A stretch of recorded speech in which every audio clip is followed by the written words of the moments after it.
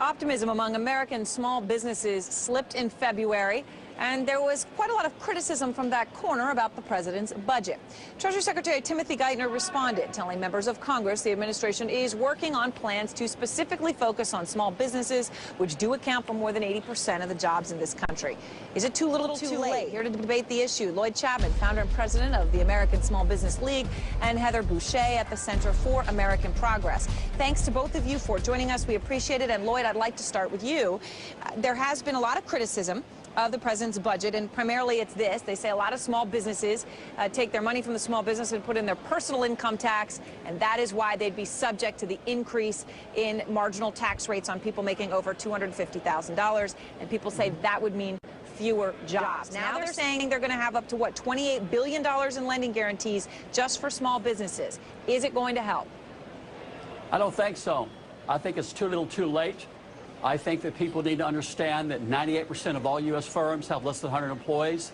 They create 98% of all new jobs, and so far small businesses haven't gotten one dime from the stimulus bill. Their taxes are going to be raised. There's been no policies to stop the abuses in existing economic stimulus programs for small businesses, and it's been reported that President Obama is going to support policies to divert more federal small business contracts to venture capitalists. So I'm just not encouraged by it. Heather, what about you? One analysis I had seen, by the way, to be fair, showed that fewer than 600,000 small businesses actually do put their business income through their personal income tax. So in terms of a percentage basis, this tax argument doesn't hold water.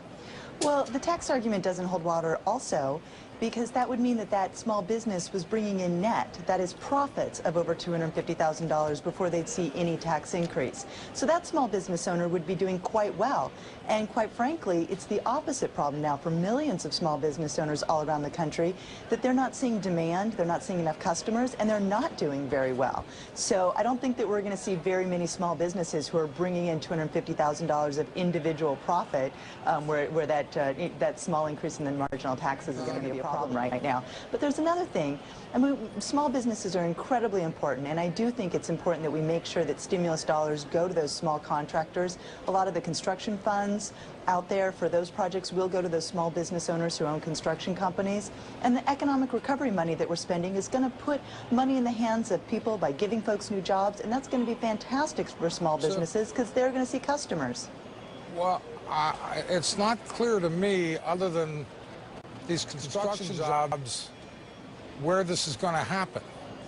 This, and you know, while I'm on the subject, this whole construction project thing strikes me as bizarre.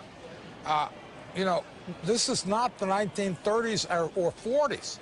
Most of the people who are unemployed, most of the small businesses who need some kind of help, are not in the pick and shovel business. Except that half of the jobs that have been lost since December '07 have been either in manufacturing or construction.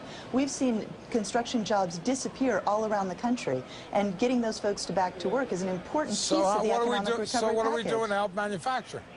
Well, we're putting money in people's pockets by getting folks back to work. We're making investments in communities. How are we getting them back to work in manufacturing? Well, it's the same. We're going to be spending money on investing in the infrastructure projects, investing in alternative energies, investing in health IT. Many of these things are going to lead to more people having jobs, more people demanding cars, more people demanding manufacturing goods, and so the cycle will become a virtuous cycle rather than the one we have now, where we have millions of people losing their jobs and not out there demanding goods and services. Lloyd, you said, and you're speaking for American small businesses, that you don't think that this effort to increase lending, this additional effort from Treasury, will be enough. If you're speaking to the administration right now, tell them what would. What do you need to happen right now that could make a difference for small business? Well, since 2003, over a dozen federal investigations have come out that have found that up to $400 million a day in federal contracts earmarked for small businesses had been diverted to Fortune 500 corporations. So if President Obama wants to do something for small businesses, he needs to make good on a February 2008 campaign promise when he said it's time to end the diversion of federal small business contracts to corporate giants. That would have a huge impact.